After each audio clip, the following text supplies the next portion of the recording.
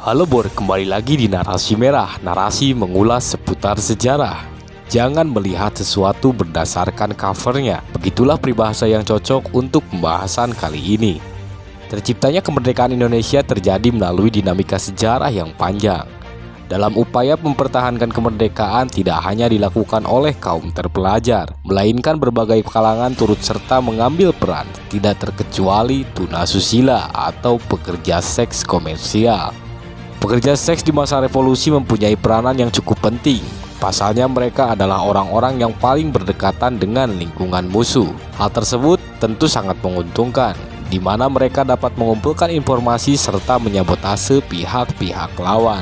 Dalam buku Bung Karno dengan judul Menyambung Lidah Rakyat karya Cindy Adam, bertuliskan bahwa sebanyak 670 orang anggota PNI berprofesi sebagai pekerja seks. Mereka direkrut oleh Soekarno untuk menjadi mata-mata. Ide Soekarno merekrut PSK sempat menimbulkan protes dari tokoh PNI lainnya, yaitu Ali Sastro Midjoyo.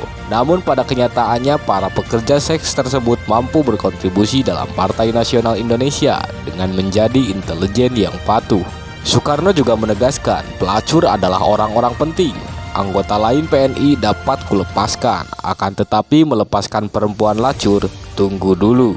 Informasi yang mereka dapatkan sangat berguna bagi proses terciptanya kemerdekaan. Dalam buku Robert Craib berjudul Para Jago dan Kaum Revolusioner Jakarta menyebutkan, ketika Soekarno bersama pejuang lainnya sedang dalam pengintaian tentara Belanda, para PSK lah yang membantu mereka untuk bersembunyi di rumah bordir agar terhindar dari penangkapan.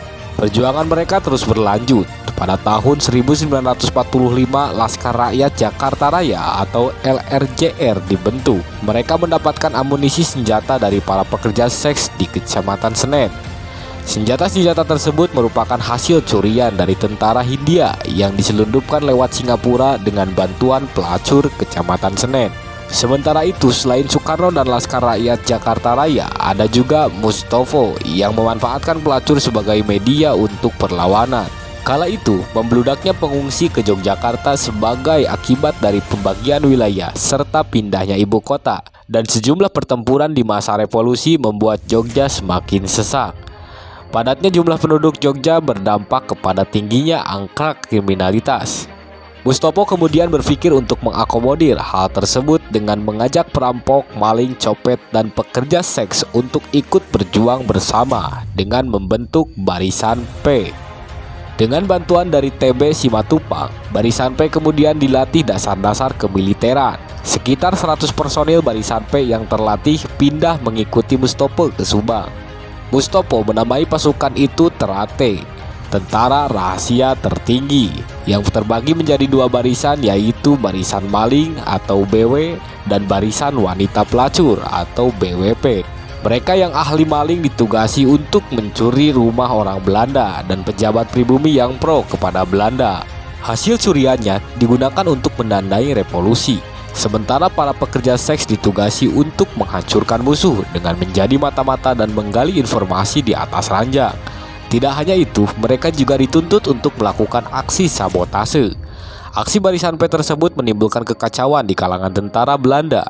Belanda dibuat jengkel oleh aksi-aksi mereka. Bagi para pekerja seks, bergabung dalam gerakan perjuangan adalah hal yang membanggakan. Terlebih di masa itu kondisi mereka sangat memprihatinkan, maka berjuang melawan penindasan adalah suatu keharusan bagi mereka. Nah, itulah Bor sekilas mengenai perjuangan para pekerja seks komersial.